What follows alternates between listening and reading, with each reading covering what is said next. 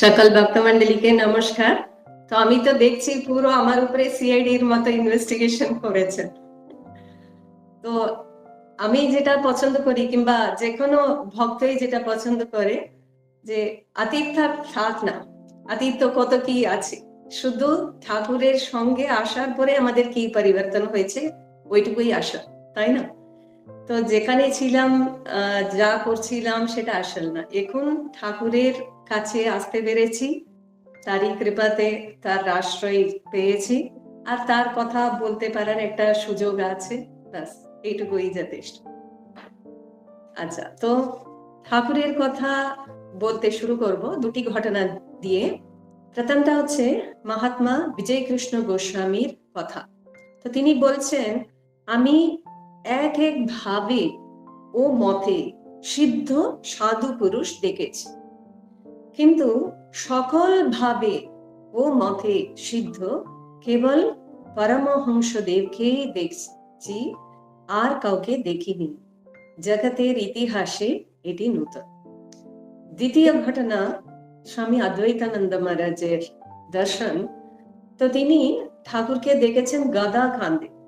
তো ঠাকুরকে তিনি জিজ্ঞেস করছেন, আপনার কাঁধে গদা কেন? তো ঠাকুর বললেন, আমি গদাধর। এবার এইরকমই সব ভেঙে চুরে নূতন করে গড়ব। তো নবযুগের নূতন ধর্মচক্র প্রবর্তন করেছেন শ্রীরামকৃষ্ণ। প্রত্যেক যুগে অবতার ধর্ম স্থাপন করে অসুর বিনাশ করে। কালী যুগে অসুর আবার বাইরে নেই। অসুররাও তো মেথড বদলে নেয়, তো সবসময় একই মেথডে এলে তো আমরা তো ধরতে পেরে যাব।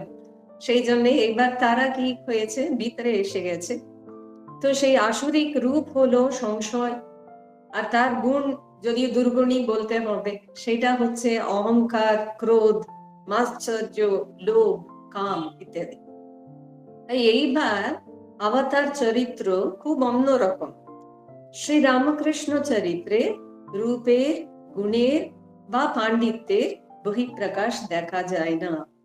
তার ধ্যান মন্ত্রে আছে, বিতরিতুম অবতীর্ণম জ্ঞান ভক্তি প্রশান্তি। মানে কি, তিনি জ্ঞান, ভক্তি ও প্রশান্তি বিতরণ করতে এসেছেন।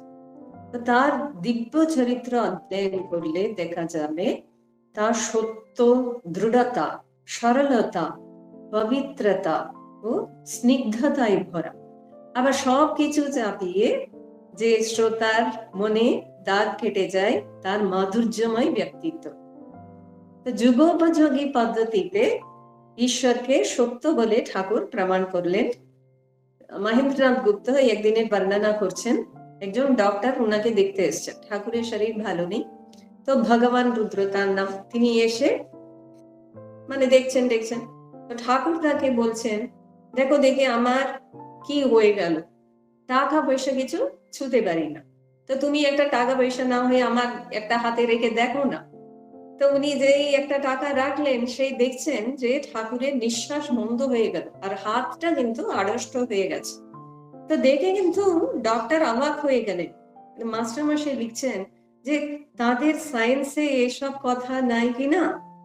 তো ঠাকুরকে দেখে অবাক হয়ে যাচ্ছেন শাস্ত্রজ্ঞ মহাপণ্ডিত।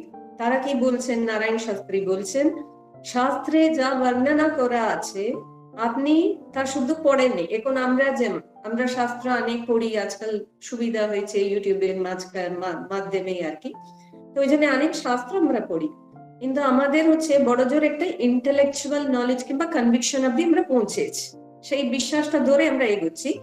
কিন্তু উনি বলছেন যে ঠাকুর কিন্তু সেই সব প্রত্যক্ষ উপলব্ধি করছেন। আর কি ভাষা উনি ব্যবহার করছেন, যে আপনার উপলব্ধি সব বেদ বেদান্ত ছাড়িয়ে গেছে। কি সুন্দর কথা। তো শাস্ত্র জ্ঞানে সত্য জানা যায়, কিন্তু অপরোক্ষানুভূতিতে সেই সত্যের উপলব্ধি হয় সরাসরি। তাই আমরা দেখতে পাচ্ছি যে তর্কে নয়, অনুভবে ঠাকুরের প্রতিষ্ঠা। এবার সর্বোচ্চ সত্যকে ব্রহ্ম বলে শাস্ত্রে বলা হয়েছে। তো সেখানে ব্রহ্ম সম্পর্কে একটা প্রয়োগ করা হয়েছে, যে ব্রহ্ম হচ্ছে অবাং মনস গোচরম। ঠাকুরের সুন্দর কথা আছে, ব্রহ্ম উচ্ছিষ্ট হয়নি। তো ইন্দ্রিয়াতীত সেই পরম তত্ত্ব, তাকে না পেয়ে বাক মন সব নাকি ফিরে চলে আসে। তো একটা তর্ক হতে পারে যে এই যে ইন্দ্রিয় দ্বারা অনুভূত এই জগৎ যেখানে আমরা বাস করি, দিন রাত আমাদের কাজকর্ম সবকিছুই তো ইন্দ্রিয় জগতেই আছে, ইন্দ্রিয় দ্বারাই আমরা সবকিছু অনুভব করছি। তো সেটা কি সত্য? ভোগ লালসায় ভরা ব্যক্তির যুক্তি হচ্ছে, দেখো জীবন কিন্তু অনিশ্চিত, কখন কি হবে কেউ বলতে পারে না। এটা পরম চরম নাস্তিক এই কথাটা মেনে নেবে যে কি হবে কিছু কেউ বলতে পারে না। তো সেই জন্য কি করতে হবে, তফাৎটা শুধু অপ্রোচে আছে। তো তারা বলছে যে ভোগ করে না। একটা খুব কথা আছে যে ঋণ করে কিন্তু ঘি খেয়ে পরে দেখা যাবে ঋণটা কি করে শোধ করা যাবে কিনা, এখন সব ইএমআই এ চলছে কিনা, ওই রকম একটা কিছু করে নিলে তো হয়ে যায়। যাকে জানা যায় না তাকে জানার আবার কি দরকার।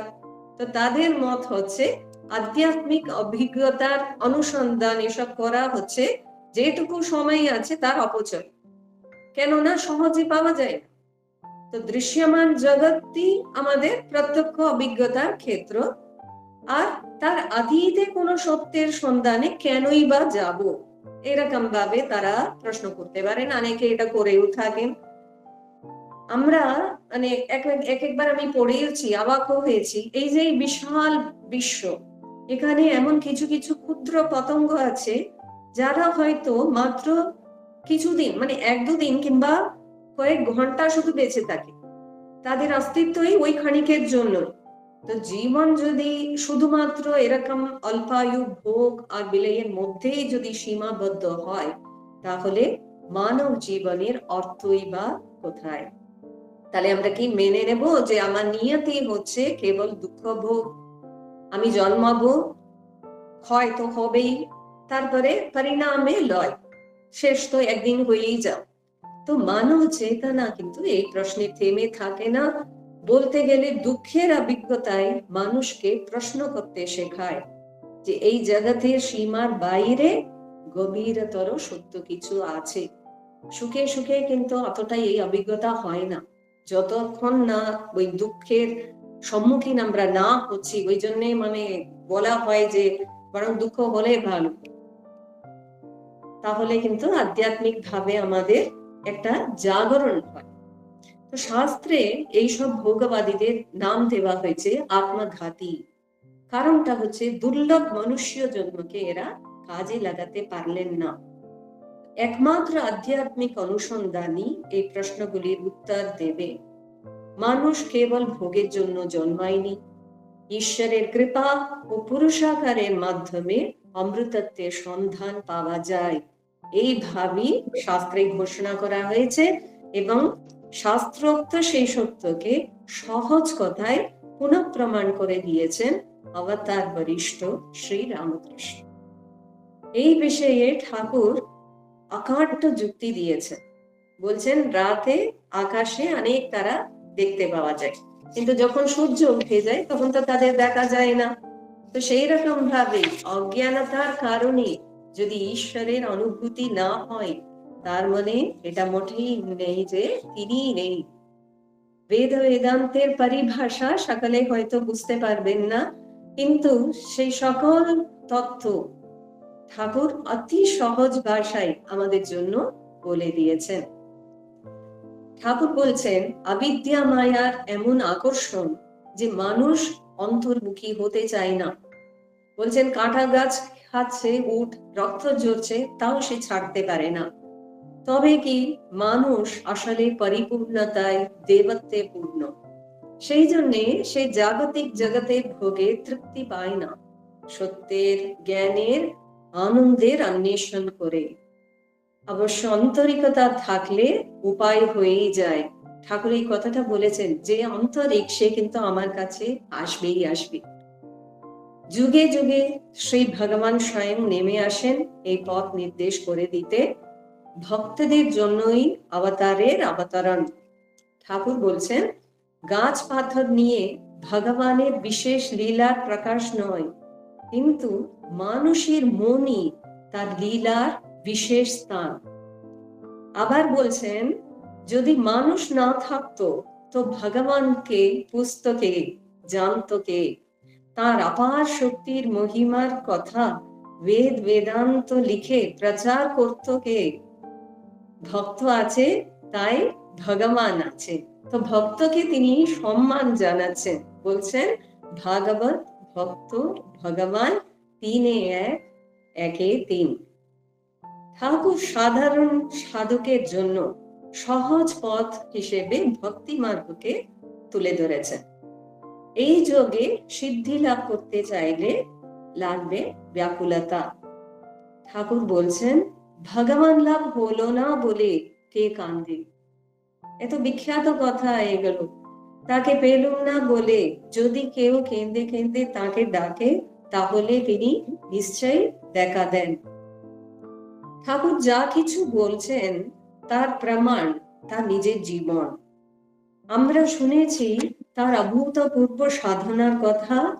জগন্মাতার দর্শনের জন্য তিনি দক্ষিণেশ্বরে মাটিতে পড়ে কাঁদতেন। সেখানকার মাটি কাদা হয়ে যেত, লোকে জড়ো হয়ে যেত। মা ভবতারিণী তাকে দর্শন দিয়েছিলেন। অন্য সাধক বিফল হয়ে যেতেন, তিনিও বিভোর হয়েছিলেন মাতৃভাবে। কিন্তু কি করছেন? মায়ের নাকের তলায় তুলো দিয়ে দেখছেন যে নিঃশ্বাস পড়ছে কিনা। এই পরীক্ষা হচ্ছে আমাদের সংশয় নাশের জন্য। আবার পুরাণে কত রকম দেবদেবীদের দর্শনাদির বর্ণনা আছে। ঋষি মুনিরা অনেকে কত রকম ভাবে দর্শন করেছে। সেই সব যে গল্প নয়, তার প্রমাণও আছে ঠাকুরের জীবনে। একদিন ঠাকুর পঞ্চবাটিতে বসে আছেন, এমন সময় মা দুর্গা গঙ্গা বক্ষ থেকে উঠে তার দিকে এগিয়ে গেলেন এবং যেমন ভাবে সব ব্যাপারে আমরা দেখছি তার শরীরে তিনি মিলিয়ে গেলেন।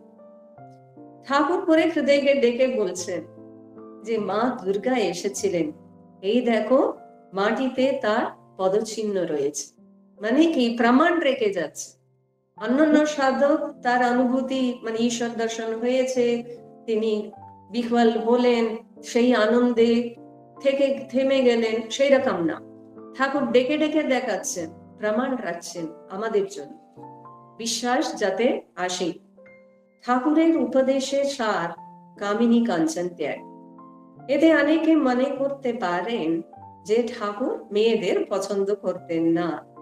চিরকালই তো সকালেই শুনে আসছে যে মেয়েরা মোহিনী মায়া, মায়া সচল রূপ আর কি।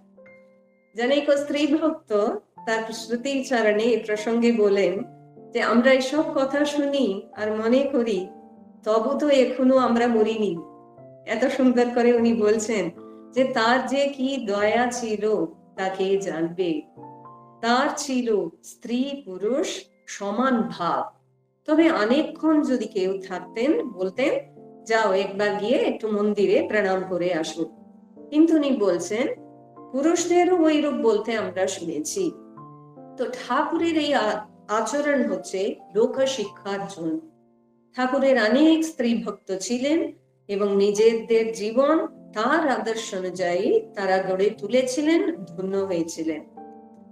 আবার একজন স্ত্রী ভক্ত বলছেন যে কখনো কখনো ঠাকুর নকল করতেন, এত অপূর্ব নকল করতেন যে কিরকম ভাবে মায়েরা, কিংবা এখানে মায়েরা আমি বলবো না, মেয়েরা কিভাবে হাও ভাও করেন, এই সমস্ত জিনিস উনি নকল করছেন। এত ঠিক ঠিক করেছেন, সবকিছু নাকি দেখাচ্ছেন যে কিভাবে মাথায় কাপড় টানছে, চুল কি করে কানের পাশ থেকে সরাচ্ছেন, এইসব। তো দেখে ওরাও হাসছে, কিন্তু নাকি মনে একটু লজ্জা আর কষ্ট হয়েছে। যতই যাই হোক, আমরা তো মেয়েরা তো জানি হয়তো আরেকজন এরকম করছে, কিন্তু তাও আরেকজন যদি এরকম অপমান করেন তাহলে তো খারাপ লাগে। তো উনি ভাবছেন যে ঠাকুর মেয়েদের এরকম ভাবে জ্ঞান করছেন। তো সব স্ত্রীলোকে গিয়ে এরকম সবসময় থাকে না, একজন দুজন একটু অন্যরকম থাকে, কিন্তু সবাই তো আর একই রকম থাকে না। তো যেই মাত্র উনি এরকম ভাবে ভাবলেন, সঙ্গে সঙ্গে ঠাকুর নাকি বলছেন, ওগো তোদের বলছি না, তোরা তো অবিদ্যা শক্তি নস, ও সব আবিদ্যার শক্তিগুলো করে। তারপরে বলছেন লোকের দিকে যেই কে কেমন বুঝতে পারি, কে ভালো কে মন্দ আমরা তো সত্যি বুঝতে পারি না। অনেক সময় লোকে ভাবি কি ভালো, তারপরে যখন তাদের কাছ থেকে আঘাত পাই তখন বুঝতে পারি এরকম ভাবে বুঝতেই তো পারলাম না, এই চেহারা দেখে এরকম ভাবে ভাবি। কিন্তু ঠাকুর নাকি কাছের ভিতরে, যদি কাছের ঘরের ভিতরে যদি জিনিস রাখা থাকে সেটাকে কিভাবে আমরা দেখতে পাই পরিষ্কার ভাবে, সেরকম নাকি দেখতে। তো বলছেন যে কে সুজন্মা কে বেজন্মা, কে জ্ঞানী কে ভক্ত, কার ধর্ম লাভ হবে কার হবে না সব জানতে পারি। কিন্তু এখানেই কিন্তু তার ভদ্রতার পরিচয় কিন্তু বলি না, তাদের মনে কষ্ট হবে। তাই যে আমাকে একজন মাতাজি বলেছিলেন ঠাকুরের বৈশিষ্ট্য হলো যে যেখানে আছে যেমন আছে সেই জায়গা থেকে তাকে এগিয়ে নিয়ে যাও।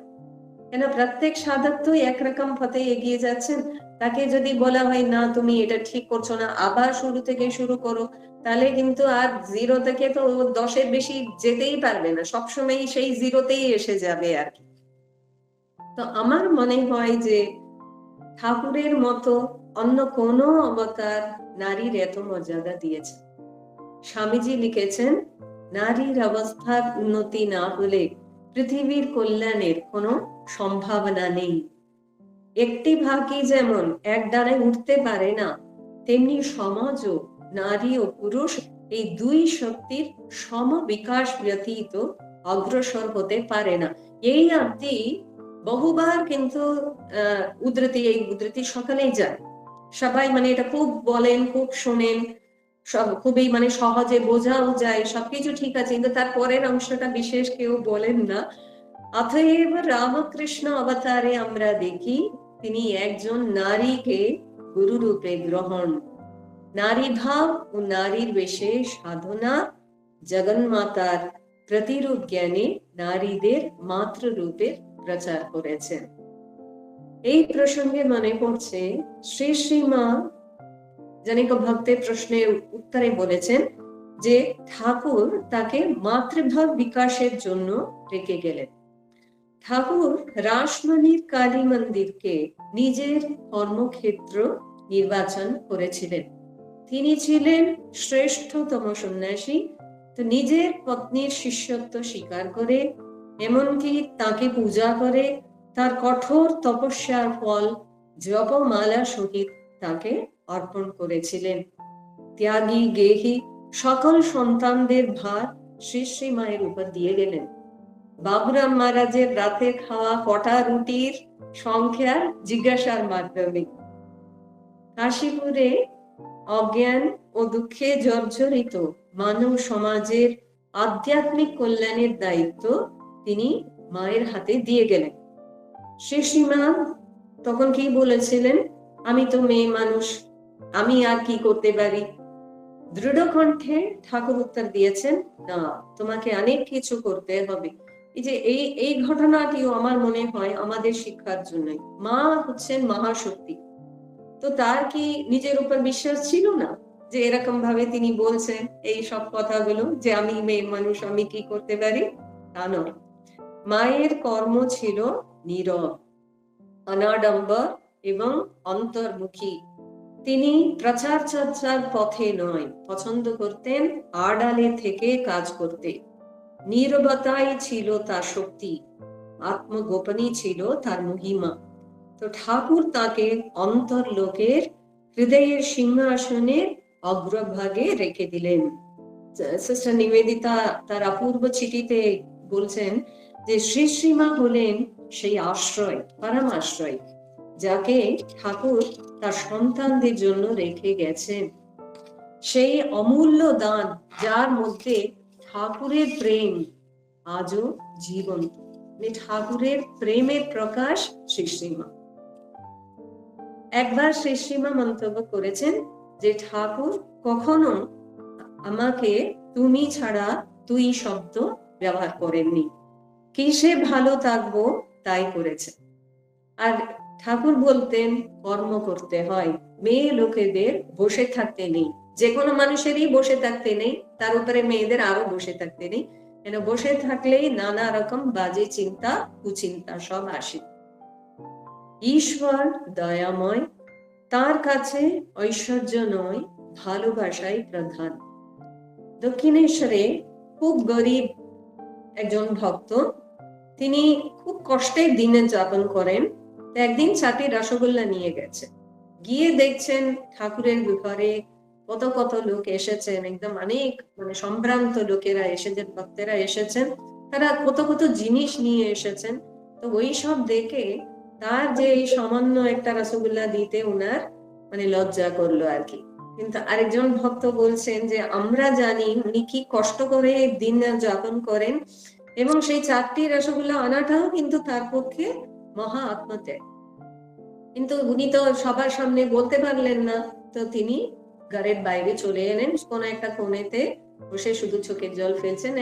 এমন দিন নির্বাচন করলাম যেখানে একটু, অনেক সময় তো ঠাকুরের কাছে এতজন আসতেন না, ওই রকম একটা দিন হলেও হতো, এমন আমার অদৃষ্ট যে নিয়ে এলাম অথচ তাকে দিতে পারছি না, এরকম ভাবে তিনি মন খারাপ করছেন। তো কিছুক্ষণ পরে উনি দেখছেন ঠাকুর বাইরে এসছেন, বারান্দায় এসে কাউকে যেন খুঁজছেন। তারপরে তার কাছে এসে বলছেন যে আমার খুব খিদে পেয়েছে, তুমি একটু কিছু আমাকে খেতে দেবে? তো তিনি সেই 4টে রসগোল্লা দিয়েছেন, সেটাকে খেয়ে তিনি গ্রহণ করে ভিতরে চলে যান। তো ঘর ভর্তি লোক, তার বহুমূল্য জিনিস, কিন্তু তার চেয়ে এই ভক্তির সামান্য জিনিসই মহাপ্রভু গ্রহণ করলেন। সাধকের রুচি অনুযায়ী তিনি বিভিন্ন সময়ে তাদের দর্শন দিয়েছেন। আমরা দেখেছি কিভাবে তিনি কালী রূপে দর্শন দিয়েছেন, কোন ভক্তকে যিশু রূপে দর্শন দিয়েছেন, শ্রীকৃষ্ণ রূপে, কত কত ভাগ্যবানকে কত ভাবে দর্শন দিয়েছেন, তা বলতে গেলে দিনক্ষণ চলে যাবে।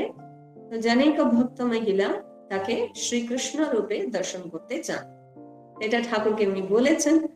একদিন কীর্তনের সময় সকল ভক্ত ঠাকুরকে একটা খুব সুন্দর লম্বা মালা পরিয়ে দিয়েছেন।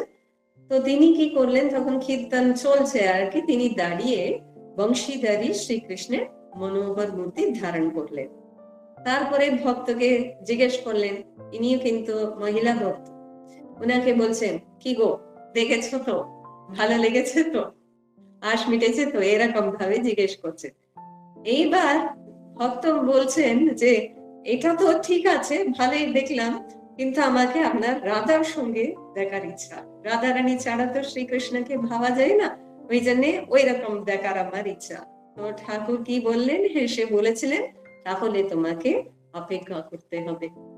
তো আমরা জানি না তিনি সেই দর্শন পেয়েছিলেন কিনা, কিন্তু ভক্ত বাঞ্ছা কল্পতরু, ঠাকুর অবশ্যই তার ইচ্ছা পূর্ণ করেই থাকবেন। সাধকের সব অনুভূতি তো আর লিপিবদ্ধ হয় না, যেখানে অনুভূতি শেষ কথা, সেখানে কথা কি করবে? আমরা তো জানি, এটা শুনেছি, দুধের স্বাদ যদি কাউকে পেতে হয় তাহলে কিন্তু শুধু দুধকে দেখলে হয় না, কিনে রাখলেও হবে না, ওটাকে কিন্তু পান করতে হবে। সেই রকম আমার মনে হয় ভক্ত হিসেবে আমাদেরও তাকে আবদার জানাতে হবে আমাদের অভীষ্ট রূপের দর্শনের জন্য, কিংবা অরূপের উপলব্ধির জন্য, বা আরো যদি আমরা বুদ্ধিমান হয়। ঠাকুর বলেছেন, মা বলেছেন এটা, যে এখনকার লোক হচ্ছে খুব শেয়ানা, এই সার্টিফিকেটটা মা আমাদের দিয়ে গেছে। তো বুদ্ধিমান যদি হয় তাহলে সেই গল্পটা মনে আছে তো, রঙের গামলাওয়ালা একজন রং করে দিচ্ছেন, যে যে রঙে চাইছে সেই রঙে সেই কাপড়টা উনি ছুপিয়ে ছুপিয়ে দিয়ে দিচ্ছেন। তো আমাদের কাছে তো তিনি প্রাণেশ্বর, তো সেই জন্যে তাকে গিয়ে বলতে হবে যে আপনি সেই রং দিন যে রঙে সব রং ধরানো যায়। তো তিনি আমাদের প্রাণনাথ, তাহলে তার এই রূপের মধ্যেই, রামকৃষ্ণ রূপের মধ্যেই আমরা সব রূপই পেয়ে যাব, যেটা চাইছি সেটাই পাবো, এবং আরো যে যে রূপ আছে সেটাও পাবো। তিনি আমাদেরকে কৃপা করে যা যা লাগবে, যখন যা প্রয়োজন দিয়ে যাবেন। আমরা জানি যে ধর্ম জগতে এগিয়ে যাওয়া মানে তার কোনো লক্ষণ থাকবে। কি সেই লক্ষণ? তার কোনো একটা বিশেষ ক্ষমতা বা সিদ্ধি থাকবে। তো ঠাকুর দেখিয়েছেন যে সিদ্ধিকে তুচ্ছ বলেছেন ঠাকুর। এটা একটা খুব অদ্ভুত ব্যাপার। উনি কি বলছেন যে এইসব তুচ্ছ সিদ্ধি মনকে চঞ্চল করে তোলে, সাধককে ইষ্টপদ থেকে সরিয়ে দেয়। চিত্তা শুদ্ধি ও ভক্তি আসল। চিনু শাঁখারি ছিলেন ঠাকুরের বাল্য সখা। কামারপুকুরে পাড়ার মধ্যে তার খুব নাম, কেননা খুব সজ্জন মানুষ, সকালের সঙ্গে এত অমায়িক ব্যবহার খুবই পছন্দ করতেন সকালে। তো সাধন করতে করতে তার ভিতরে একসময় কিছু বিভূতি নিষিদ্ধায় ফুটে উঠেছে। তো এমনিতে তিনি খুব সৌম্য মূর্তি, পরম বৈষ্ণব। তো ঠাকুরের সঙ্গে দেখা হলেই তিনি তাকে বুকে জড়িয়ে ধরে আদর করতেন। তখন অবশ্য ঠাকুর এত বয়স নেই, মানে ঠাকুর একটু কম বয়সের। তো তিনি বলতেন, ওরে গাদায়, তোকে দেখে আমার গৌরকে মনে হয়। একবার কামারপুকুর থেকে কয়েকজন লোক গঙ্গা স্নান করতে দক্ষিণেশ্বরে যান। তারা গিয়ে ঠাকুরকে গল্প করছে। কি গল্প? গ্রামের গল্প। ঠাকুর তো শহরে আছেন। দক্ষিণেশ্বর যদিও তখন শহরের মধ্যে পড়তো না, কিন্তু তাও ওরা কিন্তু গল্প করছেন, গ্রামে এই এই হলো এরকম। সেইটা ওরা কি বলছেন? চিনুদার অদ্ভুত শক্তির গল্প বলছেন। কি সেটা? একবার ঘুরতে ঘুরতে অনেকজন নাকি কামারপুকুরে চিনু দাদার বাড়িতে অতিথি হয়েছে। তখন কিন্তু আমের সময় নেই। এবার তারা কি করছেন? বললেন যে আমাদের না আমের টক দিয়ে মৌরলা মাছ খেতে খুব ইচ্ছা। তো উনি এটা শুনে মাছের ব্যবস্থা করতে গেলেন। এবার মাছ এসে গেছে, কিন্তু আমের সিজন তো নেই, কোথায় থেকে আম পাবে? উনি কি মনে মনে ভাবছেন, এরা যে অতিথি নারায়ণ, তো আমার ঘরে নারায়ণ এসেছেন, আগেই বললাম উনি বৈষ্ণব, ওই জন্য তিনি এসে আবার মানে টাক দিয়ে খাবার খাবেন বলছেন, তো আমি কি করব? এরকম করে তার চোখের জল। তিনি কি করলেন? সোজা জোড় হাতে গলায় কাপড় দিয়ে একটি আম গাছের তলায় চলে গেলেন। আর সেখানে খুব মানে আন্তরিক ভাবে বলছেন, আমার ভিটে আজ চলনা করে নারায়ণ এসেছেন, অতিথি রূপে এসেছেন। আবার অসময়ে আম দিয়ে মাছের টক খাবেনও বলছে। আমি আবার কি করব? আমি তো গরিব মানুষ, আমার সেরকম কিছু নেই, কিন্তু কি করে আমি ওদেরকে সন্তুষ্টি দেব? এ দেবতা দয়া করবেন না? এই সমস্ত কিছু বলার পর খুব আশ্চর্য, টপাটপ করে অনেক কিছু ওই যে কাঁচা আম গাছ থেকে পড়ে গেছে।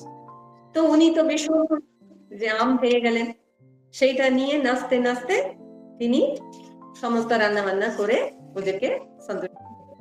তারপরে যখন দেশে গেছেন, মাঝে মধ্যে তো ঠাকুর দেশে যান, তখন চিনুদাকে বলেছে, কি বল, ঠাকুরের ভাষা কিন্তু রাগারাগি হলে কিন্তু আশেপাশে থেকে শোনা যায় না, খুবই কঠোর ভাষা বলতেন। উনি বলছেন, শ্রী দাদা, এই সমস্ত বিভূতি সিদ্ধায় তুমি এরকম ভাবে ও পিছনে যা, শ্রীনুদাতে ইচ্ছা করে তার পিছনে যাননি, উনি বললেন এসে গেছে, এখন কার না ভালো লাগে বলুন না, একটু স্পেশাল আমার কিছু এসে গেছে, হয়তো মনের মধ্যে সেই ভাবটা ছিল। তো ঠাকুর শাসন বলছেন যে এরকম ভাবে করবেন না, তাহলে কি হয়? অষ্টপ্রহর লোকে বিরক্ত করবে। দেখুন, প্রত্যেকে আমরা যে এই কর্মভূমিতে আছি, প্রত্যেকের কিন্তু একটি কর্ম বোঝা আছে, ঠিক আছে, কর্মের পুটলি আছে, ব্যাগেজ আছে, সেটা নিয়ে আমি এসেছি, সেটাকে আমাকে খালি করতে হবে। এইটুকু জন্মে যে যতটুকু আমি নিতে পারবো, যতটুকু আমার সহ্য হবে, ততটুকুই কিন্তু ব্যাগেজ ভগবান কিন্তু আমাদের সঙ্গে দেন। বেশি বেশি আমরা এখন হয়ে গেছে না যে 15 কিলোর বেশি নেওয়া যাবে না, এরকম ভাবে। তো সেই রকম ভাবে ওইটুকুই, এই মানে যেটুকু আমি বাঁচবো এই জন্মে, যতটুকু আমি নিতে পারবো, সহ্য করতে পারবো, ততটুকুই আমাকে দেওয়া হয়। কিন্তু সেইটা আমাকে ভোগ করেই কিন্তু ফুরাতে হবে। আর যদি আমি ভোগ না করতে চাই, তাহলে কিন্তু সেইভাবে আমাকে কঠোর সাধন ভজন করতে হবে। তার সত্ত্বেও ঠাকুর বলছেন যে লঙ্কাটা খেলে কিন্তু ঝাল লাগবেই। আমি একটা কর্ম করব, কিন্তু তার ফলটা কিন্তু আমি লঙ্কা চিবাবো, কিন্তু আমি মিষ্টি আমার স্বাদ লাগবে বললে কিন্তু হবে না। সেই জন্যে আমি যখন তার কর্মফলটাকে বাদ দিয়ে দিচ্ছি কিংবা ওর থেকে মানে মুছে দিচ্ছি, তাহলে কি সেটা কিন্তু ওর ভালো হবে না। কারণটা হচ্ছে এই কর্ম কেন আমাকে এইরকম ভোগ করতে হয়, আমার নিজের অগ্রগতির জন্য, আমার নিজের শিক্ষার জন্য। এরকম ভাবে ভোগ করলে তবে কিন্তু সেই পরিণামে আমি আরেকটু এগিয়ে যেতে পারবো, বিশেষ করে আধ্যাত্মিক দিকে। সেই জন্যে কৃপা আলাদা কথা, কিন্তু কৃপাময় ভগবানও কিন্তু পুরোপুরি মুছে দেন না, কিছুটা কিন্তু রেখেই দেন। এটা আমারই দরকার। আমি এটা অনেক সময় দেখেছি, হয়তো খুব ভালো বাড়ির মানে ছেলে মেয়ে খুবই আদরে আদরে আছে, কোনোদিন কোনো দুঃখ কষ্ট ভোগই করেনি, কিন্তু আপনি দেখবেন ভবিষ্যতে কিন্তু হয়তো অত ভালো হলো না তারা। অথচ যারা সাধারণ পরিবারে আছে অনেক কষ্ট হয়তো মানে পাচ্ছে, কিন্তু ওরা কিন্তু জীবনে তৈরি হয়ে যায়। তো এই জন্য এই সমস্ত কিন্তু আমাদের অভিজ্ঞতা দরকার। তো ঠাকুরের কি দয়া ছিল না তা নয়, কিন্তু কিন্তু তিনি উনাকে বোঝাচ্ছেন চিনুদাকে যে এরকম ভাবে তুমি যদি করতে শুরু করে দাও, তাহলে কিন্তু তোমার নিজের সাধন ভজন অষ্টরম্ভা হবে। ওই জন্য সাবধান করে দিচ্ছেন, আর কিন্তু ওইসব করতে যাবে না, ওতে মন দিলে মন কিন্তু নেমে যাবে। জনৈক ভক্ত বলছেন, ভক্তদের জন্য ঠাকুরের কি ভালোবাসাই না জানি ছিল। একবার বলরাম বাবু সব ছেলে মেয়ে কাঁচা বাচ্চা নিয়ে এক নৌকায় ভর্তি করে দক্ষিণেশ্বরে এসেছেন। মানে আমার এই দুই ছোট বোনকে দেখে এটা মনে পড়ে গেল আর কি। এটা খুব ভালো করেছেন, ওদের একটা সুযোগ দিয়েছেন, একটা এই সুযোগে ওরা একটু বৈদিক মন্ত্র পাঠ করবে, একটু ঠাকুরের চিন্তা ভাবনা করবে, এটা তাদের মধ্যে একটা খুব শুভ মানে বোধ জাগাবে আর কি। তো ওরা সবাই এসেছেন। এখন আমরা হলে হয়তো অপ্রস্তুত হয়ে যেতাম, এতগুলো বাচ্চা কাছে এসে গেছে, বাবা ওদের কি করে সামলাবো, কি না করব। কিন্তু তিনি কি করছেন, ঠাকুর পুরো দিন আছেন, সকালবেলা এসছেন, তারপরে পুরো দিন থেকে বিকালবেলা আবার সবাই মিলে নৌকায় গেছেন। সমস্ত ওদের যত্ন করা ঠাকুর নিজে দাঁড়িয়ে করছেন, এবং চাঁদনির ঘাট পর্যন্ত গিয়ে এগিয়ে দিয়ে তাদেরকে হাসতে হাসতে বলছে, আবার এসো গো সব, আবার এসো বলে তুলে দিচ্ছে, নৌকায় দাঁড়িয়ে তুলে দিচ্ছে। কি সুন্দর দৃশ্য। মানে আমরা মায়ের কথা এটা শুনেছি, মা যদি কোনো সন্তান যেতেন তাহলে এসে দাঁড়িয়ে থাকতেন তালপুকুরের ধার পর্যন্ত কিংবা অত দূর পর্যন্ত। ঠাকুর কিন্তু এই একই জিনিস করেছেন, এবং এই যে মঠ মিশনের এই যে অতিথি সৎকারের একটা ভাব যে রয়েছে, সবাইকে যত্ন করা, ভালোবাসা, এসব কিন্তু ঠাকুরই দেখিয়ে গেছেন। আমি তো শুনেছি যে গরমকালে ভক্তরা এলে ওদের কষ্ট হবে বলে তিনি মানে শরবত টরবত সব আনিয়ে রাখতেন।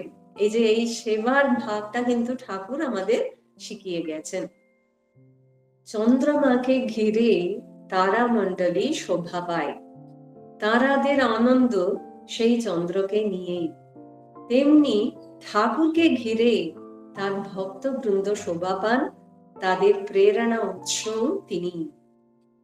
একবার দক্ষিণেশ্বরে জনৈক ভক্ত কীর্তন আয়োজন করে দিলেন।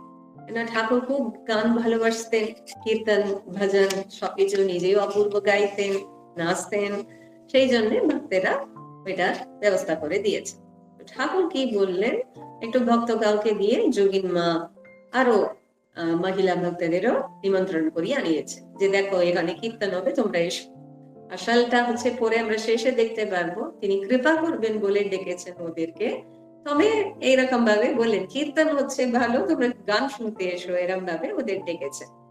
আর যখন ওরা এলেন তিনি কম্বল দিয়েছেন। তো আমরা ধরে নেবো এরকম একটু শীত আছে, কম্বল দিয়ে বারান্দায় ওদের বসতে দিয়েছেন। কিন্তু কি হলো, এত সমস্ত আয়োজন হলো, কিন্তু কীর্তন আর ভালো হয়, কেননা যে গান করছে সে যদি ঠিক ঠিক ভাবের সঙ্গে না গায়, তাহলে কিন্তু সেই রকম ভাবে পরিবেশ সৃষ্টি হয় না। তো ঠাকুরের ভাবটা কিছুই হয়নি। আর কীর্তন যখন শেষ হলো, ভঙ্গ হলো, তখন তিনি রামবাবুকে জিজ্ঞেস করলেন, কিরে কীর্তন তো হলো, তোমরা নাচলে না? সবসময় তো কীর্তন হলে তো নাচ টাচ হয়, তোমরা তো কিছু করলে না। তো রামবাবু বললেন, বান্দররা কি না নাচালে নাচে? আপনি নাচলেন না, তা কেমন করে নাচবো? তারপরে ঠাকুর শুনলেন, কিন্তু উনি যোগিন মাদের কাছে এসে বলেছেন, তোমরা একটু গিয়ে মন্দিরে মাকে দর্শন করে আসো। তো ওরা ফিরে এসে দেখছে যে ঠাকুরের ঘরে ভক্তবৃন্দ তাকে নিয়ে উদ্দাম নৃত্য কীর্তন করছেন, কালী কীর্তন চলছে। এত প্রসিদ্ধ গান, শ্যামা মা কি আমার কালো রে। আর গানও গাইতে হবে না, শুধু ওই দু তিনটে ওই যে কলি, গানের কলি আছে না, ওটা পড়লেই কিন্তু এত ভালো লাগে যে বলার নেই। লোকে বলে কালী কালো, মন তো বলে না কালো রে। কালো রূপে দিগম্বরী, হৃদি পদ্ম করে আলো রে। এই যে যে সমস্ত গান করে তারা নাচছেন, তো তারা ঘরের এক পাশে দাঁড়িয়েছেন, যে ভুলে গেলেন, সময়টা ভুলে গেলেন, সময় কিভাবে চলে গেল। এত আনন্দ, সেখানে আনন্দের একটা স্রোত বয়ে যাচ্ছে। রাত্রি 9টা বেজে গেছে। এবার যোগিনমারা থাকতেন কিন্তু বাগবাজারের কাছে, আর দক্ষিণেশ্বরে কিন্তু আছে। তখনকার দিনে কিন্তু সেরকম ভাবে যাতায়াতের ব্যবস্থা ছিল না, কিন্তু আমরা ধরে নেব একটা কোনো গাড়ি টাড়ি করে এসছেন। কিন্তু আমরা নিজেরা যদি গাড়ি চালাতে পারলে, আমাদের একটু স্বাধীনতা আছে, ড্রাইভারের কিন্তু সবসময় সুবিধা থাকে না। তার অনুযায়ী মানে ও যখন আসবে তখনই আমাকে কিন্তু আমার প্রোগ্রামটা সেট করে দিতে হবে। তো সেরকম ভাবে উনি দেখছেন যে এত রাত হয়ে যাচ্ছে, আর ঠাকুরের কিন্তু ভাব আর ভাঙছে না। কিন্তু এদের তো তাড়া আছে, ফিরতে তো হবেই। কারণটা হচ্ছে যোগিনমার বিশেষ কিছু না, কিন্তু ওনার সঙ্গে যে একজন এসেছেন তার মা আবার ভীষণ মানে রেগে যাবেন আর কি। ওই জন্য একটা কুরুক্ষেত্র হলে তো মুশকিল, একটা ভালো জায়গায় এলাম, একটা আনন্দ করলাম, আর সেই স্মৃতি নিয়েই তো মনে নিয়ে তো যেতে হবে। আর গিয়ে নামা মাত্র যদি আরেকজন দু চারটে কথা শুনিয়ে দেয়, তাহলে তো আর ভালো লাগছে না। সেই জন্য উনি ভাবছেন যে না, এইবার কিন্তু যেতেই হবে বলে যে ভক্ত তাদেরকে নিয়ে এসছেন তাদেরকে একটু বললেন, ঠিক আছে এ চলুক, আমরা একটু উঠে যাই। তো তখনই নাকি ঠাকুর ভাবাবস্থায় বিকট শব্দ করলেন, মানে তিনি তো মা কালীর ভাবে রয়েছেন। আর সেই রকম ভাবে সকালে কিন্তু ওইটা শুনে স্তম্ভিত হয়ে গেছে। তো তখন ঠাকুর একটু নেমে আসছেন সমাধি অবস্থা থেকে, আর জিজ্ঞেস করছেন, মানে কি বলবো, মানে যতবার এই কথাটা মানে পড়ছি, মানে মুগ্ধ না হয়ে হওয়া যায় না আর কি। কে না খেয়ে চলে যাচ্ছে, এই কথাটা উনি বলছেন। কোন অবস্থায় রয়েছেন, মা কালীর সঙ্গে এক হয়ে রয়েছেন, সেই জায়গা থেকে নেমে প্রথম ভক্তদের জন্য চিন্তা করছে, না খেয়ে কেউ চলে যাচ্ছে এখান থেকে। তো তখন ওরা বলছেন যে আমরাই যাচ্ছি, অনেক বেলা হয়ে যাচ্ছে বলে। তো উনি কিন্তু সঙ্গে সঙ্গে তাদেরকে মানে প্রসাদ দেওয়াচ্ছেন। আর তারপরে যখন তারা বাড়ি ফিরেছেন রাত্রি 12টা। তো ঠাকুরকে দেখে আমরা শিখলাম যে ভগবানকে এত ভালোবাসা যায় যে জগৎ ভুল হয়ে যায়। একবার ঠাকুর নাকি ঠাকুরকে দেখতে পাচ্ছেন না, রাত্রিবেলা কোথায় মানে গোলাপ বাগানে চলে গেছে, কি রকম রাধার ভাবে ভাবিত হয়ে গেছেন শ্রীকৃষ্ণকে দর্শন করবেন বলে। সে যে গোলাপ গাছে ফুলের কাটা মানে আছে, গাছের কাটা, সেইগুলো তার অঙ্গে লাগছে, কেটে যাচ্ছে। তাকে যখন ফিরিয়ে আনছেন, উনি বলছেন, তো আমি তো শ্রীকৃষ্ণকে দর্শন করতে যাচ্ছি, আমাকে কেন তোমরা ফিরিয়ে আনছো? এত মানুষ তন্ময় হতে পারে, এত ভগবত ভাবে বিভোর হতে পারে, এইসব কিন্তু আমাদের মানে ভাবাই যায় না। ঠাকুর বলছেন, যতক্ষণ বিবেক অর্থাৎ ঈশ্বরী বস্তু আর সব অবস্তু এই ধারণা না আসে, ততক্ষণ মাঝে মাঝে নির্জন বাস একান্ত দরকার। বিবেক লাভ করার পর নির্জন বাস না করলেও চলে। উনি তো 3 দিন বলছেন, 1 দিন 3 দিন, অন্তত কয়েক ঘন্টা, না হলে কিছুক্ষণ আমাদের কিন্তু নিজেদের সঙ্গে থাকতেই হবে প্রত্যেক দিন। আমাদের জীবন, বিশেষ করে মায়েদের জন্য বলছি, সবসময় আমাদের জীবন অন্যের জন্যই আছে, কিন্তু একটু অন্যের জন্য করাটা খুবই ভালো। ওই জন্যই তো বলছেন নিঃস্বার্থ ভাবে আছেন মায়েরা, তাই ভগবান মাতৃরূপে রয়েছেন বলা হয়েছে। কিন্তু তাও এই যে এই মাইক জীবনে আত জড়িয়ে পড়লে হবে না, কিছু সময় ভগবানের জন্য আলাদা বের করে নিতে হবে। কি উপমা দিচ্ছেন? ফুটপাতের গাছ, সেইটা যতদিন চারা আছে ততদিন কিন্তু তার চারিদিকে বেড়া দিতে হয়, না হলে ছাগল গরুতে খেয়ে ফেলবে। আর গাছ যখন বড় হয়ে যাবে, তার গুড়ি মোটা হলে আর দরকার নেই, তখন হাতি বাঁধলেও আর কোনো গাছ ভাঙবে না। তো সেই রকম কিন্তু করে নিতে পারলে আর ভাবনা নেই, ভয় নেই। তো বিবেক লাভ করার চেষ্টা আগে করতে হবে। তেল মেখে খাটাল ভাঙো, হাতে আঠা জড়াবে না। ঠাকুর বারবার বলেছেন গৃহস্থের পক্ষে সাধনার হচ্ছে ভক্তি ভাব সর্বশ্রেষ্ঠ। ঈশ্বরের প্রতি সম্পূর্ণ রূপে আত্মসমর্পণ করা, ব্যাকুল হয়ে তার জন্য কাঁদা, তাকেই অচি করে সংসার করা, এটা বলছেন সংসার সাগর তরণের উপায়। তো পীড়িত মানুষের ব্যথায় কাতর হয়ে তিনি বলছেন, উনি বুঝতে পারছেন যে মানুষ চেষ্টা করছে কিন্তু পারছেন। যেমন ধরুন একটা কোনো ক্লাসে যারা ফার্স্ট আছে তার দিকে এত টিচার নজর দেয় অবশ্যই, আরো ভালো করবে, আরো বিদ্যালয়ের নাম উজ্জ্বল হবে এইসব, কিন্তু যে লাস্টে আছে তার দিকে তার বেশি নজর, তাকে যাতে ভালো করিয়ে পাস করাতে পারে, তবে কিন্তু সত্যিকারে কিন্তু মুন্সিয়ানা আছে। আমি তো এটাই বলবো যে ভালো তাকে আরো ভালো করার কোনো দরকারই নেই, আপনিও যে মন্দ আছে তাকে যদি করা যায় তবে কিন্তু সে বিশেষ ব্যাপার। তো তিনি কি বলছেন? ঈশ্বরকে আমুক্তারি দাও। ভালো লোকের উপর যদি কেউ ভার দেয়, সে লোক কি তার মন্দ করবে? সেই জন্য তার উপরে সব ভার দাও, আন্তরিকতার সঙ্গে শুদ্ধ এটা বলতে হবে, আর তুমি নিশ্চিন্ত হয়ে থাকো, তিনি যা কাজ করতে দিয়েছেন তাই করো। কিভাবে এই সম্পূর্ণ আত্মসমর্পণ করা যায় তার জন্য আবার বলছেন, যেটা আমরা সর্বক্ষণ দেখি এবং তার জ্বালায় অস্থির হয়, আমি বিশেষ করে অস্থির হয়, আর সবসময় এই বিড়াল আমার মানে কম্পিউটার গানটাই চুজ করে আর কি, যেখানে আমাদের কাজ হয় সেই জায়গাতেই গিয়ে ওছানা দিয়ে দেবে। আর তারপরে আমাকে আমার বোনেরা মজা করে বলে, দিদি আপনার ঘরেই কেন ঢুকছে বলুন তো, আরো তো অনেক বাড়িঘর আছে, কিন্তু সে ওখানেই যাবে।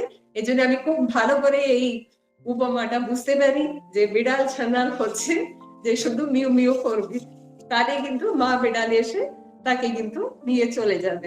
যেখানেই রাখবেন, সে কখনো গৃহস্থের বিছানায় রাখছেন কিংবা কখনো আবার গিয়ে কোথায় কোথায় রেখে দিচ্ছেন, সব জায়গায় চলবে, শুধু সে জানে মা মা করা।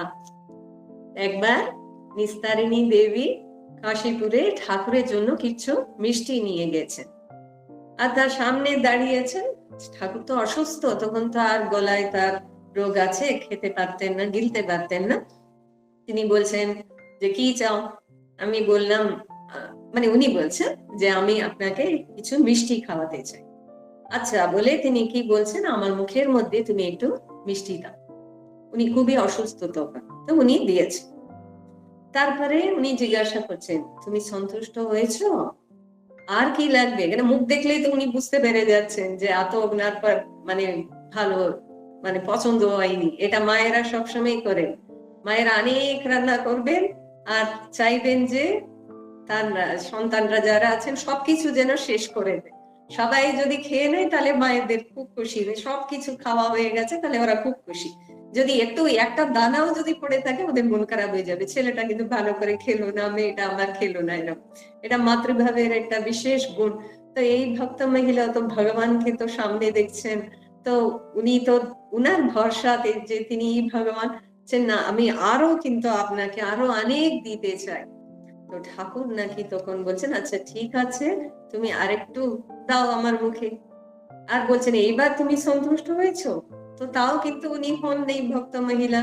তখন তিনি বললেন, না এখন আর নয়, একটু অপেক্ষা করো, তুমি ও অন্যরা যা নিবেদন করবে তা আমি সূক্ষ্ম শরীরে গ্রহণ করব। আমরা জানি যে লক্ষ্মী দিদি আর শ্রী শ্রীমা নাহাবাতে ঠাকুরের ছবি রাখতেন, পুজো করতেন, অন্যান্য দেব দেবীদের সঙ্গে এমনি রেখেছেন। তো ঠাকুর একদিন এসে ও তোমরা এখানে কি করছো, ওরা রান্না করছে। তো সেই জায়গায় দেখতে এসছেন, হয়তো কিছু বলতে এসেছিলেন যে আজকে অমুক বক্তা আসবে, আমরা জানি না স্বামীজি এসেছিলেন কিনা, ছোলার ডাল করতে হবে কিনা, কিন্তু এমনি কিছু একটা বলতে এসেছিলেন। তো দেখছেন তার ছবি ওখানে আছে, আর পূজার জন্য যা যা ছিল বেলপাতা ফুল সবকিছু ওখানে দিয়েছেন। এবং পরেও আমরা দেখি যে যখন কাশীপুরে ভক্তেরা দক্ষিণেশ্বরে এসেছেন কিন্তু শুনেছেন ঠাকুর কাশীপুরে আছেন, তখন তারা এসে মা কালীর জন্য যা যা জিনিস নিয়ে এসেছিলেন সবকিছু ঠাকুরকে দিয়ে তারা প্রসাদ মানে পেয়ে গেলেন। তো ঠাকুর বলছেন দেখেছো কি রকম অন্যায় করছে, এই সমস্ত বারবার বলাতে শ্রীশ্রীমার খুব মনে হচ্ছে যে কি হবে, তার যে এত অসুখ এইসব ভাবতে ভাবতে তিনি খুব, কিন্তু গভীর রাত যখন হয়েছে তখন মাকে বলছেন দেখো এরপর ঘরে ঘরে আমার পূজা হবে, পরে দেখবে একেই সবাই মানবে, তুমি কোনো চিন্তা করো না। মা বলছেন সেই দিনই আমি তার মুখ থেকে আমার কথাটা বলতে শুনলো। একবার কাশীপুরে অনেক ভক্ত এসেছেন, আবার একজন জনৈকা ভক্ত মহিলা এসেছেন, তিনি উপরে যেতে পারছেন না। তখনকার দিনে মায়েরা খুব লজ্জাশীলা ছিলেন, আর পর্দা টর্দাও আছে, সহজে কিন্তু ওরা যেতেন না।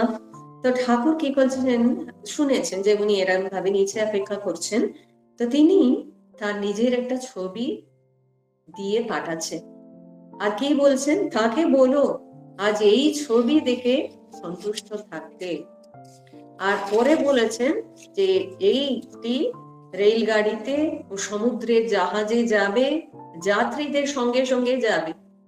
আমার মনে আছে যখন আমি তখন সবেমাত্র মঠে যোগদান করেছি, আমাদের একজন সিনিয়র মাতাজি উনি কোথাও যাবেন, তো ওনার সুকেস আর কি যেটুকু জিনিসপত্র আছে বেশি তো নেই, আমরা যাবা মানে আমাদের ব্যক্তিগত জিনিস খুবই কম থাকে, যেখানে যাচ্ছি সেখানকারই বেশি জিনিস থাকে আর কি, সঙ্গের কাজে কিংবা ঠাকুরেরই কিছু দরকার হলে সেই সবই থাকে।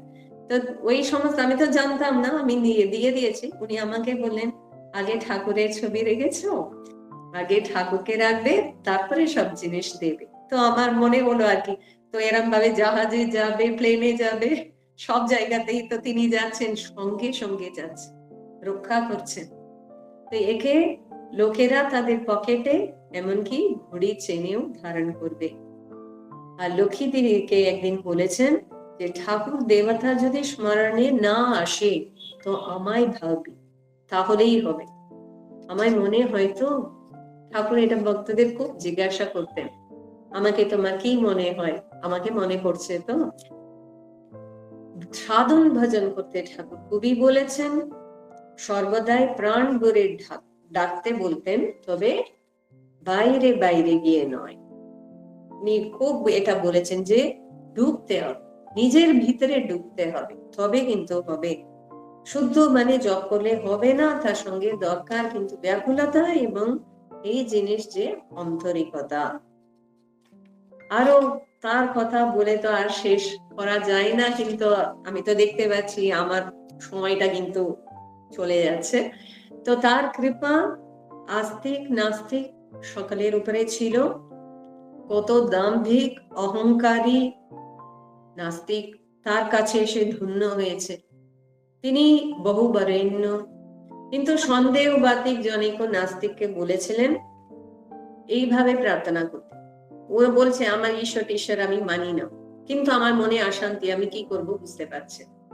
তো ঠাকুর এই যে এই মন মুখে এক রাখা ভীষণ পছন্দ করতে, ও তো ঠাকুরকে তো সবাই ভালোবাসে, মানে সেই সময় তো সবাই তাকে মানে অবতার বরিষ্ঠ বলে শুরু করে দিয়েছেন বলতে, কিন্তু সেখানে এসে একজন যদি বলেন দেখুন আমার আপনাকে ঈশ্বরে বিশ্বাস টিশ্বাস নেই কিন্তু আমি অশান্ত আছি, একটা কিছু পথ বলে দিন, তাহলে উনি তো এটা বলতে পারতেন যে ভাই আর কি করবো, আমাকে যদি চিন্তা করতে একটু কিছু হতো আমি একটা কিছু না হয় তোমার ব্যবস্থা করতাম, এবার তোমার তো আমাকেই বিশ্বাস নেই তুমি চলে যাও, সেই কথাটা তো উনি বলেননি।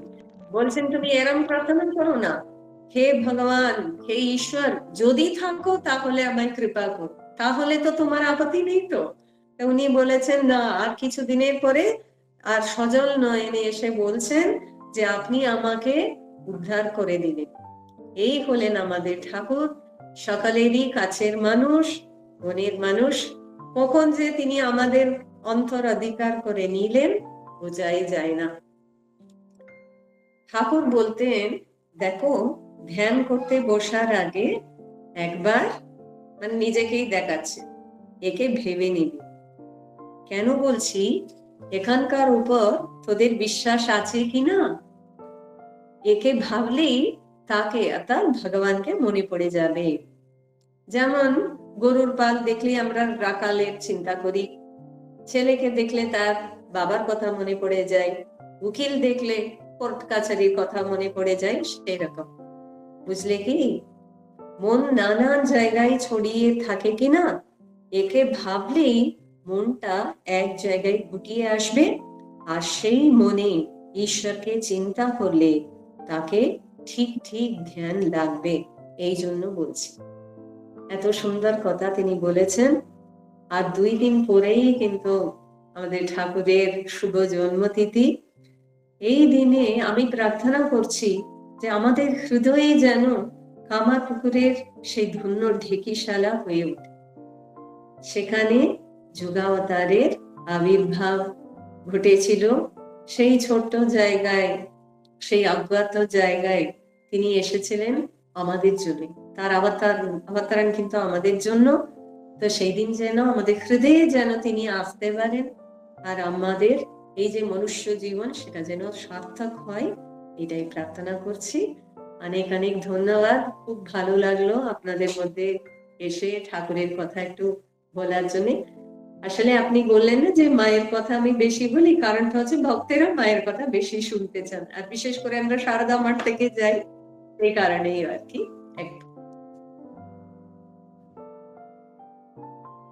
তো ঠাকুরের কথা বলার সুযোগ একটু কমই হয়, খুব ভালো লেগেছে। অনেক ধন্যবাদ, সবাই খুব ভালো থাকে। হ্যাঁ মাতাজি, আপনাকে আরেকটু থাকতে হবে, আমাদের পরবর্তী পর্যায়ে একটু আছে ঠাকুরের তিথি পুজোর প্রাককালে।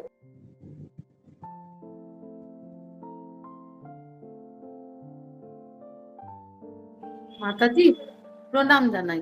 যদি কারো কোনো প্রশ্ন, প্রণাম, তুহিনা বলছি মাতাজি।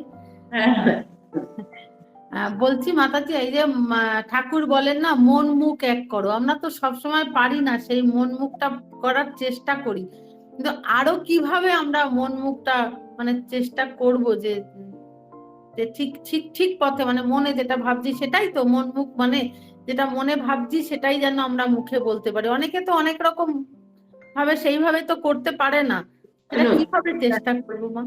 একটা কথা বলছি, যেটা মনে আছে সেই সবকিছু মুখে বলা যায় না, কেন ঠাকুর স্বয়ং বলেছেন যে কে কি রকম জানি কিন্তু বলি না, কেননা ওদের মনে আঘাত হবে এরকম।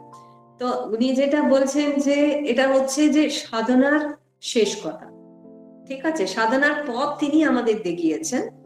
সাধনার সর্বোচ্চ এটা হচ্ছে যে মন মুখটা এক থাকবেই, কিন্তু আমি যদি এক পা করে শুরু করি তাহলে সেই সাধনার বলে আমি ওখানে পৌঁছবো। তো আমি আপনাকে একটা কথা বলি, যে একবার আমাদের প্রেসিডেন্ট মাতাজি, শ্রদ্ধাপাড়া মাতাজি, তিনি নিবেদিতা স্কুলে থাকতেন, উনি একটা ঘটনা বলেছিলেন যে অনেক সময় স্কুলে ভর্তি করার জন্য ওদের অনেক চাপ থাকে আর কি।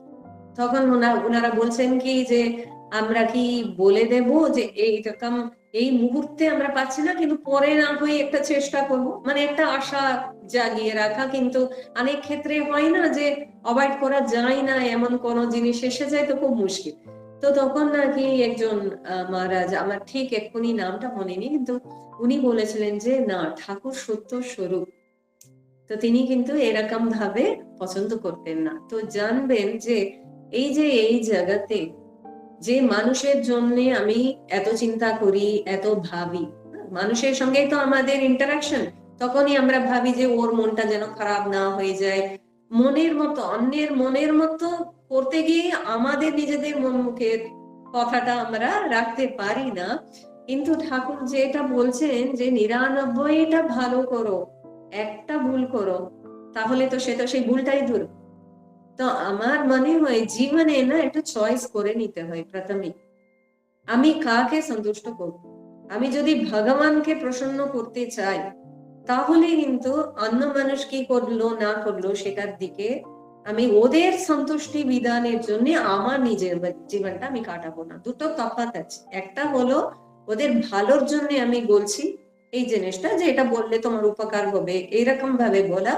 দ্বিতীয় জিনিসটা হচ্ছে যে আমি যেন ভালো থাকি এই উদ্দেশ্য নিয়ে বলা, কিছু একটা প্রতিদানের আশা নিয়ে বলা। তা আমি যদি নিজের কাছে আন্তরিক থাকি, অন্যের ভালোর জন্যই যদি একটু আমি চেষ্টা করি, তাহলে সেখানে একটু যদি মনে হয় যে সে নেবে, কেন তার কর্মসংস্কার তাকে টেনে নিয়ে যাচ্ছে, বললেই কি সব হয়ে যায়? কিন্তু চেষ্টা আমি করব, ওইটুকু আমি বলতে পারি, তার থেকে বেশি আমি করতে পারি। আসল জিনিসটা হচ্ছে আমার নিজের মতটাকে আমাকে স্থির করে নিতে হবে। যদি আমি সত্যি সত্যি আধ্যাত্মিক উন্নতি চাই, যদি আমি সিরিয়াসলি যদি আমি আধ্যাত্ম জীবনে এগিয়ে যেতে চাই, তাহলে কিন্তু জগৎকে একটু কম গুরুত্ব দিতে হবে, তাহলে আপনি কিন্তু সব ঠিক হয়ে যাবে। আর যদি আমি না বলতে পারি, আমি কথা বলবো, নীরব থেকে যাব, কিংবা সেই জায়গা থেকে আমি চলে গেলাম। কিংবা আরো একটা হলো যে খুবই পরিচিত, এরকম ছাড়া যায় না, সেখানে প্রার্থনা। আমরা প্রার্থনার বলটা বুঝতে পারি না, প্রার্থনা করলে কাজ হয়। এরকম ভাবে চেষ্টা করতে হবে, তার কাছেই প্রার্থনা করতে হবে। তুমি আমাকে, যে দেখুন যে যার চিন্তা করবে সে সেই রকম আচরণ করবে। ওই জন্য আমি যদি তার চিন্তা করি, ঠাকুরের চিন্তা যদি করি, তাহলে ক্রমে তার গুণগুলো আমার মধ্যে আসবে। তিনি তো বলে গেছেন আমার সম্পদ সবকিছু আমার সন্তানরা পাবেন, তো আমরাই তো তার ভক্ত, মানে মন্ডলী তার সন্তান, আমাদের জন্যই তার আশা। তো তিনি ঠিক আমাদের পথ করে। প্রণাম নেবেন মা। খুব সুন্দর, খুব সুন্দর করে বললেন। আর যদি কারো কোনো প্রশ্ন না থাকে, আমরা পরবর্তী পর্যায়ে এগিয়ে যাব।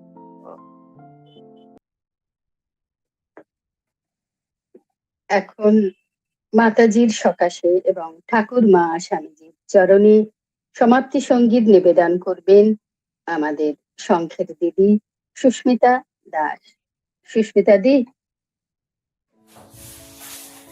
কতদিনে হবে সে প্রেম সঞ্চার, হয়ে পূর্ণ কাম বলবো হরিনাম,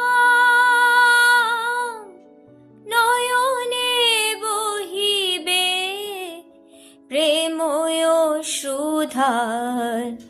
কতদিনে হবে সে প্রেম সঞ্চার, হয়ে পূর্ণ কাম বলবো হরিনাম, নয়নে বহিবে প্রেময় সুধার। কতদিনে হবে সে প্রেম সঞ্চার, কবে হবে আমার শুদ্ধ প্রাণ মন, কবে যাব আমি প্রেমের বৃন্দাবন, কবে হবে আমার শুদ্ধ প্রাণ মন, কবে যাব আমি প্রেমের বৃন্দাবন।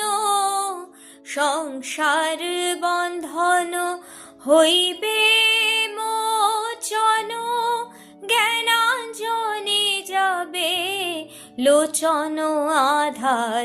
সংসার বন্ধন হইবে মোচন, জ্ঞানাঞ্জনে যাবে লোচন আধার। কতদিনে হবে সে প্রেম সঞ্চার, কবে পরশমণি করি পরশন, লোহময় দেহ হইবে কাঞ্চন। হরিময় বিশ্ব করিব দর্শন, লুটাইব ভক্তি পথে অনিবার। কবে যাবে আমার ধর্ম করম, কবে যাবে জাতি কুলের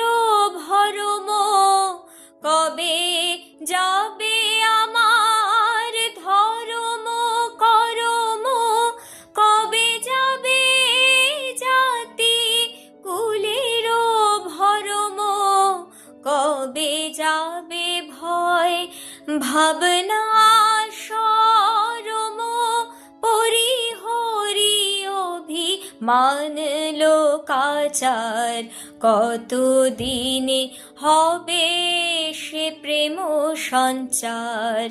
হয়ে পূর্ণ কাম বলবো হরি নাম, নয়নে বহিবে প্রেময় সুধার, কতদিনে হবে সে প্রেম সঞ্চার। মাখি সর্ব অঙ্গে ভক্ত পদধূলি, কাঁধে লয়ে চির বৈরাগের ঝুলি। পিব প্রেম বাড়ি দুই হাতে তুলি, অঞ্জলি অঞ্জলি প্রেম যমুনার। মাখি সর্ব অঙ্গে ভক্ত পদধূলি, কাঁধে লয়ে চির বৈরাগের ঝুলি। পিব প্রেম বাড়ি দুই হাতে তুলি, অঞ্জলি অঞ্জলি প্রেম যমুনার। প্রেমে পাগল হয়ে হাসিব কাঁদিব, সচ্চিদানন্দ সাগরে ভাসিব। প্রেমে পাগল হয়ে হাসিব কাঁদিব, সচ্চিদানন্দ সাগরে ভাসিব। আপনি মাতিয়ে সকলে মাতাব, আপনি মাতিয়ে আপনি মাতিয়ে সকলে মাতাব। হরি পদে নিত করিব বিহার, কতদিনে হবে সে প্রেম সঞ্চার। হয়ে পূর্ণ কাম বলবো হরি নাম, নয়নে বহিবে প্রেময় সুধার, কতদিনে হবে সে প্রেম সঞ্চার, কতদিনে হবে সে প্রেম সঞ্চার, কতদিনে হবে সে প্রেম সঞ্চার। ॐ शान्ति शान्ति शान्तिः।